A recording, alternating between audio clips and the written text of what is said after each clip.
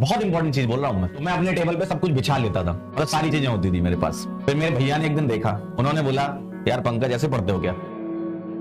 अगर आप कुछ चीजों को ध्यान रखो तो आपकी तैयारी एक प्रॉपर वे में, एक ऑर्गेनाइज वे में चलेगी। तैयारी करना, रैंडमली पढ़ना कभी भी सॉल्यूशन नहीं होता है किसी भी चीज का। कोई भी चीज आप रैंडमली करते हो ना, तो कुछ समय तक तो आपके पास वो चीज रहती है, लेकिन फिर वो आपसे दूर भी चली जाती है। तो चीजों को वेल ऑर्गेनाइज वे में आपको पढ़ना है। अपनी तरफ से एनालिसिस करो कि इस चैप्टर में ये वाली चीज ज्यादा इंपॉर्टेंट आपके नजर में कौन सी है। बड़े हो गए, छोटे थोड़ी हो, तो इतना तो समझ में आ जाएगा कि यार इस चैप्टर से इस टाइप के सवाल आते हैं। तो कम से कम मेंटली आप प्रिपेयर रहोगे कि अच्छा ये वाले। अब जैसे मान लीजिए, बहुत इंपॉर्टेंट चीज बोल रहा हूं मैं, आपको अपने पेपर के बारे में जानना है कि क्या सिलेबस है। भाई सिलेबस तो आप नेट पे डालोगे मिल ही जाएगा ना, क्या सिलेबस है, क्या क्या टाइप की रिएक्शंस इसमें उन्होंने लिखी है एग्जामिनर ने। कभी भी एग्जामिनर ना सिलेबस से बाहर की चीज नहीं देगा, सिलेबस की ही चीजें देगा। तो आपको अपने सिलेबस के बारे में भी जानना है। 5 साल का ट्रेंड कैसा रहा है वो आप खुद से भी एनालिसिस कर सकते हैं। ये भी पढ़ाई का एक पार्ट होता है। भाई जिस एग्जाम की तुम तैयारी करने जा रहे हो, भाई जिस दुश्मन से तुम्हें लड़ना है उसके बारे में तुम्हें पहले से पता होगा, तो जीत तुम्हारी निश्चित है। ऑर्गेनाइज स्टडी टेबल आपकी होनी चाहिए।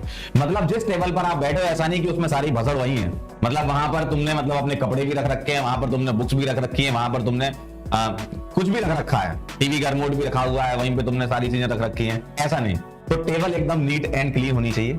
जो चीज आप पढ़ रहे हो वो चीज आपके सामने होनी चाहिए। एक्चुअल में ये चीज मेरे साथ हो चुकी है। जब मैं अपने तैयारी के वक्त की बात बताता हूँ आपको, जब मैं भी पढ़ता था तो मैं अपने टेबल पे सब कुछ बिछा लेता था, मतलब सारी चीजें होती थी मेरे पास। फिर मेरे भैया ने एक दिन देखा, उन्होंने बोला यार पंकज ऐसे पढ़ते हो क्या? क्योंकि उसमें क्या होता है ना, बहुत सारा भंडारा होता है ना, तो दिमाग उतना काम नहीं कर पाता। उन्होंने बोला कि सबसे पहले ये सारी चीजें यहाँ से हटाओ। जो चीज तुम पढ़ रहे हो, जो टेबल है, मैं यहाँ बार बार देख रहा हूँ कि यहाँ टेबल रखी है, तो जो चीज तुम पढ़ रहे हो सिर्फ वही चीज वहां पे रखो। आप जो चीज पढ़ रहे हो वही उस टेबल पे होना चाहिए। दिखाने के लिए बहुत सारा सजा लिया होता है ना, कई बार रिश्तेदार आते हैं मिलने के लिए, कभी कभी देखते हो अरे और क्या पढ़ता है बच्चा हमारा, बच्ची हमारी, मतलब बहुत पढ़ रही है, बहुत पढ़ रहा है। तो ऐसे देखने से थोड़ी होगा, दो दूर से लोग देखेंगे, बड़ा मस्त मजा आएगा टेबल देखने में, यार क्या टेबल सजाई है। लेकिन टेबल पे जब आप पढ़ रहे हो, खुद के लिए पढ़ना है, दूसरों के लिए नहीं पढ़ना, तो सिर्फ वही चीज रखें अपने पास जो आपको पढ़नी है। नहीं तो आपका बार बार ध्यान इधर उधर भटकेगा। और जो दीवार है उसका भरपूर प्रयोग करें। जो चीज आपको याद करनी है कि हाँ यार मुझे 2 से 3 दिन या 4 दिन के अंदर ये चीज याद हो जानी चाहिए, वो आप अपनी टेबल पे चिपका लें, सामने मतलब दीवार पे चिपका लें।